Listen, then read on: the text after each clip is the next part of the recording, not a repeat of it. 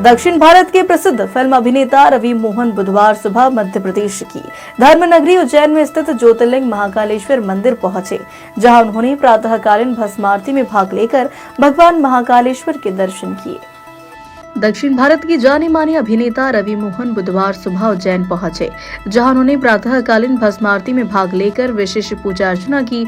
इस दौरान मीडिया से बातचीत में रवि मोहन ने कहा कि मेरी हिंदी बहुत अच्छी नहीं है, पर इतना कहूंगा कि मेरा विश्वास और भरोसा महाकाल पर है।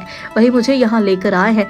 यहाँ आकर मन को बहुत शांति मिली, बहुत अच्छा लग रहा है। इस अवसर पर भस्म आरती सहायक प्रभारी प्रवीण शर्मा ने अभिनेता रवि मोहन का शॉल और श्रीफल देकर सम्मान किया। पूजन विधि पुजारी आकाश गुरुद्वारा विधिवत संपन्न करवाई गई।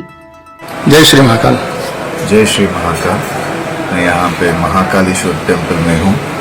बहुत अच्छा है, बहुत खुश हो रहा हूँ। मेरा हिंदी उतना अच्छा नहीं है, पर मेरा विश्वास अच्छा है और मेरा विश्वास ही यहाँ तक।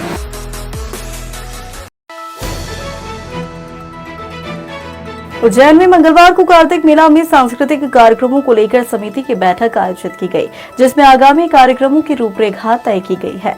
इस बैठक समिति संयोजक गब्बर भाटी की उपस्थिति में आयोजित की गई है, जिसमें कार्तिक मेला मंच पर प्रतिदिन होने वाले सांस्कृतिक आयोजनों की रूपरेखा तैयार की गई तथा आगामी दिनों के कार्यक्रमों का निर्धारण किया गया। बैठक के दौरान शहर के विभिन्न कलाकारों की सहभागिता, मंच संचालन, प्रस्तुति क्रम और सांस्कृतिक थीम पर विस्तार से चर्चा की गई। सभी सदस्यों ने कार्तिक मेले में पारंपरिक और लोक संस्कृति से जुड़े कार्यक्रमों को अधिक महत्व देने पर जोर दिया। इस दौरान सह संयोजक विजय सिंह कुशवाहा, पंकज चौधरी, राजेंद्र गब्बर कुवाल, नीलम राजा कालरा, सपना सांखला, नोडल अधिकारी योगेंद्र सिंह पटेल और सह सचिव प्रफुल्ल गट्रे सहित समिति के अन्य सदस्य उपस्थित रहे। हमने अब अच्छे कलाकारों से बात करी है, 2-1 दिन में उनका जवाब आ जाएगा। उज्जैन शहर को इस बार हम सोच रहे हैं, विचार बना रहे हैं कि कुछ अच्छे कलाकारों की प्रस्तुति इस कार्तिक मेले में हो।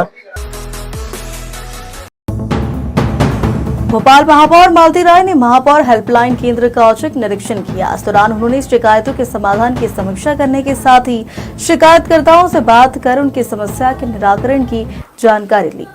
ठेले लगाकर अतिक्रमण किया जा रहा था, ठेले हट गए। प्रॉब्लम क्या हो रही है ना, रिस्पॉन्स तो अतिक्रमण से बहुत अच्छा से आ रहा है, तो प्रॉब्लम है कि बार-बार वो ठेले लगाए जा रहे हैं। इंदौर कलेक्टर जनसुनवाई में पूर्व कुलपति डॉक्टर नरेंद्र धाकड़ अपनी पत्नी और बेटी के साथ पहुंचे, जहां उन्होंने अपने बेटे पर मारपीट और संपत्ति के दस्तावेजों पर जबरदस्ती हस्ताक्षर करवाने का आरोप लगाया। इंदौर कलेक्टर जनसुनवाई में उस वक्त सनसनी फैल गई जब देवी अहिल्या विश्वविद्यालय के पूर्व कुलपति डॉक्टर नरेंद्र धाकड़ खुद अपनी पत्नी और बेटी के साथ कलेक्टर शिवम वर्मा के दरबार में पहुंचे, जहां उन्होंने कलेक्टर शिवम वर्मा से चर्चा करते हुए कहा कि बेटे अमित ने न केवल उनके साथ मारपीट की, बल्कि संपत्ति के दस्तावेजों पर जबरन हस्ताक्षर कराकर उन्हें घर से बाहर निकाल दिया। डॉक्टर धाकड़ ने कलेक्टर से गुहार लगाते हुए कहा कि बेटे का व्यवहार पिछले कुछ समय से आक्रामक है और उसने माता पिता के साथ अमानवीय बर्ताव किया है। वहीं कलेक्टर शिवम वर्मा ने मामले को पारिवारिक विवाद बताते हुए पहले परिजनों की काउंसलिंग कराने के निर्देश दिए। उन्होंने कहा कि यदि बेटा सुलह के लिए तैयार नहीं होता तो पुलिस के माध्यम से कानूनी कार्रवाई की जाएगी।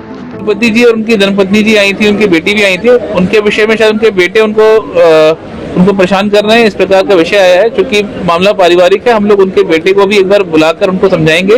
अगर समझाइश से वो नहीं समझेंगे, फिर हम लोग उस पर आगे जो लीगल मैटर होगा उस पर हम लोग कार्रवाई करेंगे।